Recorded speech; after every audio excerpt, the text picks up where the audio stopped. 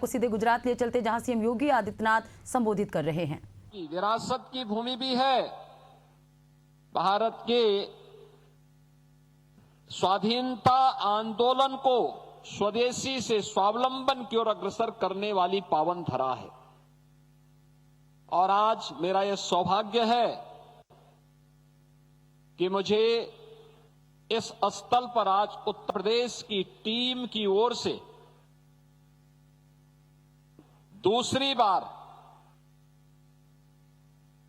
Statue of unity के दर्शन करने का सौभाग्य प्राप्त हो रहा है। बहनों और भाइयों, स्टैच्यू ऑफ यूनिटी यह भारत की एकता की प्रतिमूर्ति सरदार साहब के माध्यम से प्रधानमंत्री मोदी जी के विजन का परिणाम है। उनकी विजनरी लीडरशिप में भारत अपनी विरासत को कैसे सम्मान दे रहा है, कैसे उनके विराट व्यक्तित्व के अनुरूप अपने महापुरुषों के गौरवशाली विराट व्यक्तित्व के अनुरूप आने वाली पीढ़ी के लिए एक प्रेरणा का केंद्र बिंदु बना रही है। यह पिछले 11 वर्षों में पूरे भारत ने नजदीक से महसूस किया है। गुजरात में जब हम आते हैं, मुझे 2018 में भी स्टैच्यू ऑफ यूनिटी के दर्शन करने का अवसर प्राप्त हुआ था। उस समय कुछ ही दिन हुए थे, प्रधानमंत्री जी ने जब स्टैच्यू ऑफ यूनिटी को राष्ट्र को समर्पित किया था। और आज दूसरी बार मैंने यहां पर आकर के देखा है, पिछले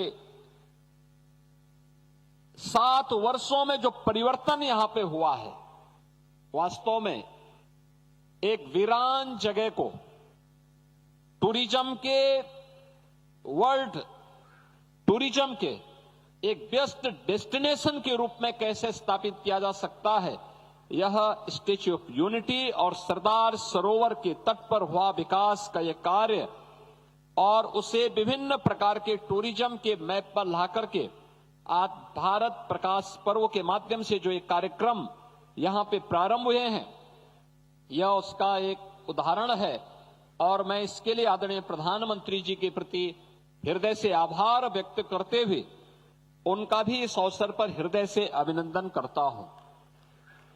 बहनों और भाइयों, आदरणीय प्रधानमंत्री जी ने देश के अंदर विरासत, विकास और गरीब कल्याण की एक नई परंपरा को आगे बढ़ा करके भारत की वर्तमान पीढ़ी को न केवल एक नई प्रेरणा दी है, बल्कि भारत को विकसित भारत के रूप में स्थापित करने का एक विजन भी दिया है।